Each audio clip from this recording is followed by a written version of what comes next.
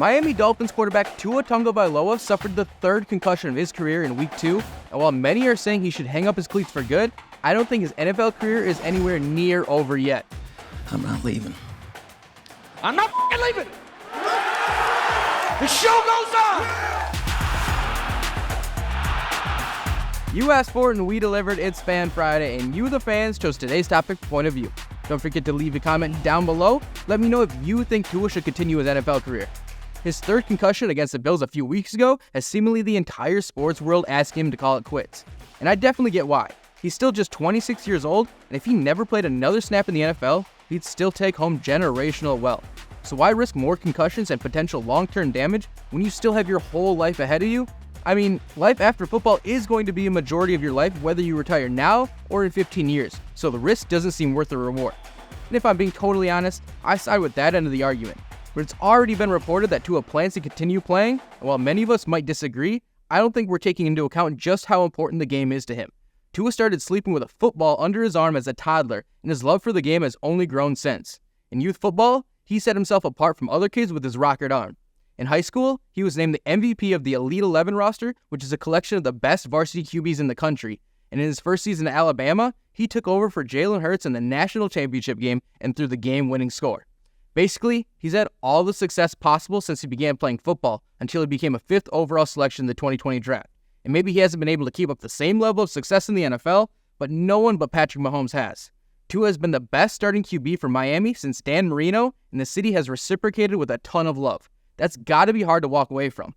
And Hall of Fame quarterback Steve Young is all too familiar with the situation Tua is in. He suffered 7 concussions during his career, yet played 15 seasons in the league. And he went on to the Dan Patrick Show to discuss what Tua might be feeling right now. Listen in.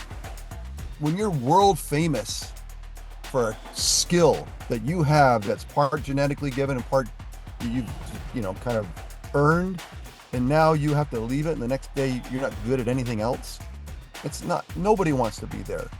It's super difficult to make that kind of a decision. Well, there's all this money though too, Steve. We're talking but I mean, 100 again, million. Yes, and I'll never diminish it, especially today. It's amazing, no question.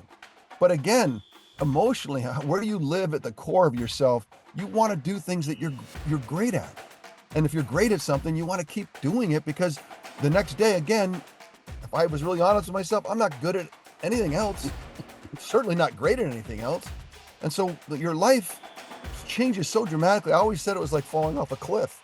You're just a bag of broken bones at the bottom when you do quit the thing that you're great at, because the humility that comes with it is brutal. And people always say, why can't you quit? Why can't you, give it up? It's like, you give up the thing that you're best at, forever. It's tough. It's tough. Be sure to check out the rest of that interview and all things Dan Patrick Show. But he hits the nail on the head. When you've been as successful as Tua has been in a field you're passionate about, it's nearly impossible to give it up. And while we haven't heard from Tua himself, the report that he wants to return, coupled with an update from Tyreek Hill, provides some insight into what Tua's thinking right now. Here's what Hill had to say about his first call with Tua after the injury, courtesy of David Ferrones. He's doing amazing, man. How the locker room doing?